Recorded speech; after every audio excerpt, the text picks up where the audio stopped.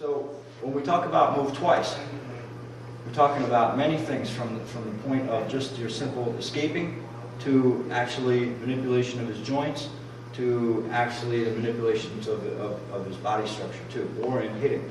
Right? Simple example of move twice is he throws a punch at me, I move out to here and escape, knowing his second rotation is going to follow this, I move again, that's move twice. Okay? So what I want you guys to do is get up. I want you guys to do this. He's going to punch, you're going to slip, and he's going to throw the second punch, you're going to slip. Okay? I don't want you to use too much body manipulation on it, I just want you to move to the angles. So he's punching, so one, punching, two, going back. Okay? He's going to come one punch connected to the other. There won't be a big pause there. Punch, move, back. Okay? Then what I want you to do is I want you to take it and tighten it up. So if I'm here, I might shift back, and then I want you to try to capture the center. So shift, 1, 2, capture the center. It can be done on the inside too. Okay? So he's throwing a punch. I'm out here. My lean is out here. He punches. I step back in behind this. Okay? This would be my hip. So the punch here, he rotates, this hits here, and then I can follow with my temi or my throw if I choose to. Okay? So you guys get up. I want you to move twice, using it to the outside of the punch, then back, and then from the inside of the punch and off the secondary rotation. Okay, when you guys are going to the inside of the arm, okay, he's punching, jumping out, and then when he punches again, jumping back is not what I'm talking about. Okay, there's nothing wrong with that. Okay, move out, move back, and then you can do your big. All right. But what I'd like to see you do is when he punches, I slip inside. I'm leaning slightly to this angle. My back foot is up on the ball of the foot. So technically, I'm in a front stance here. Okay? My body weight is forward. All right? As he rotates, I'm going to bring myself into a back stance and stay behind this triangle. Okay? You guys do this in pin-up. Punch. Okay? Stay right there. And then what we think of for the next move is there's another attacker here, and I step in and chop him. Okay? That's a bit ridiculous when you consider this guy's thrown one punch, and now he's not going to hit me anymore and allow me to deal with my second opponent. Okay?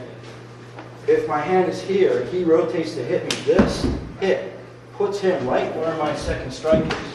Okay? That's in essence what you're doing here. He punches, I'm here. He rotates, I stay inside that. Now, if I'm going to choose to step through it and try to chop, then I have that. All right?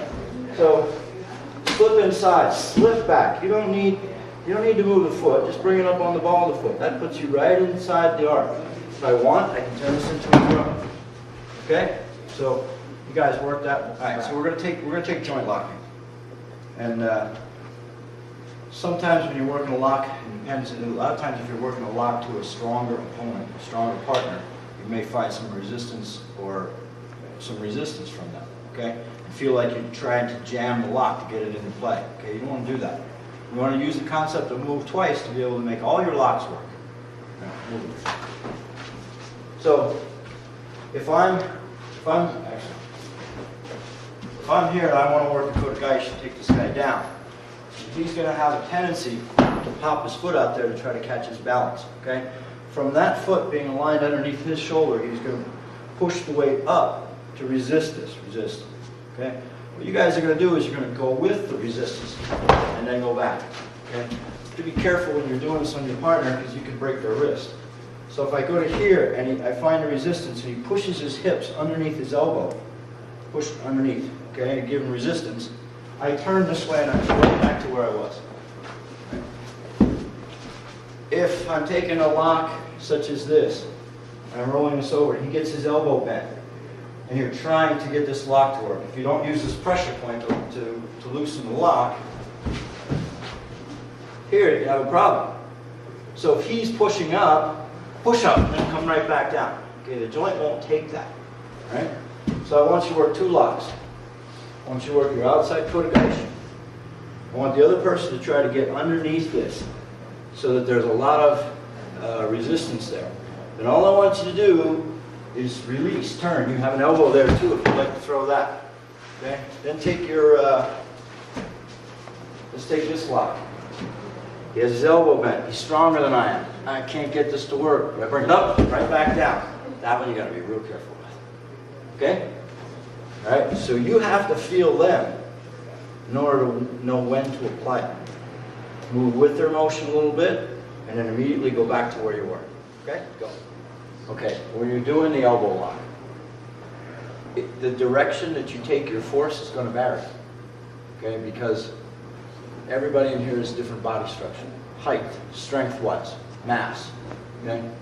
So, when I roll this on Izzy, and he's pushing, right now he's pushing up. I'm trying to get his elbow to bend, he is pushing up. Okay? Realistically, you should never be here, guys. Okay? If he grabs, I start to put pressure, and I feel him bending your elbow. If you just step back, you get the same effect. Okay? That's move twice too. Okay? Me not being where he expects me to be changes the lock, changes everything about what we're doing. Okay? So realistically, we're doing this right now, but you should never be here. If you get to this point, you deserve to be hit. Okay? But the question was this. When Izzy, I get him here, he rolls his body sideways, okay? And he tries to resist this. So right now what I'm going to do is I'm going to go up and down. Right? Because he's pushing this way. Because I'm pushing this way. All right? Now, Rick. On Rick, it's different. He grabs, I roll to here. Rick isn't, his arm isn't straight up and down now. Right now his forearm is angled. Okay? For me to push into Rick is very ridiculous because he is so strong. All right? So if I'm here, I want to push this way. So I go this way and then bring it back. All right? It's real important. Your angles and directions. You have to feel where the resistance is. All right? So I'm here, he's resisting, I just step back. That's move twice. All right? So I need you guys to do it. Don't think that because you're doing this lock and you get here, that now you have to stay here. All right? I can move this way, back this way. All right?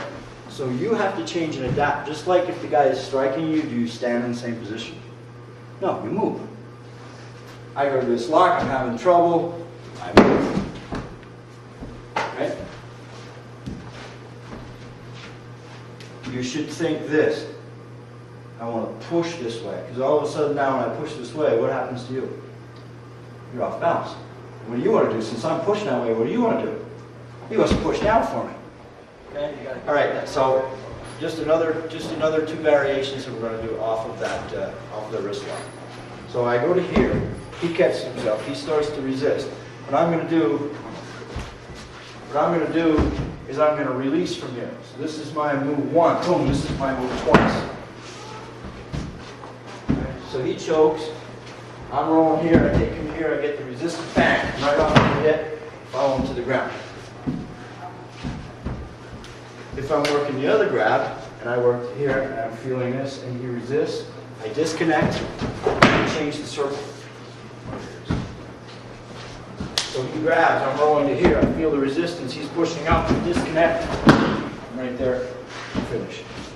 So hopefully this video gives you a little more insight about the concept of move twice. Thank you. Okay, so this is just another little segment that we're putting out on YouTube to bring some awareness to Kosho Ryu and what it has to offer. If anybody's interested in the concepts of Kosho Ryu, we just published a new book. It's called Ultimate Kempo, and it's available on Amazon.com, Borders.com. It's also available at most bookstores. It is filled with concepts and principles that any martial artist can use pertaining to their own art. So if you're interested, please give it a look. Thank you.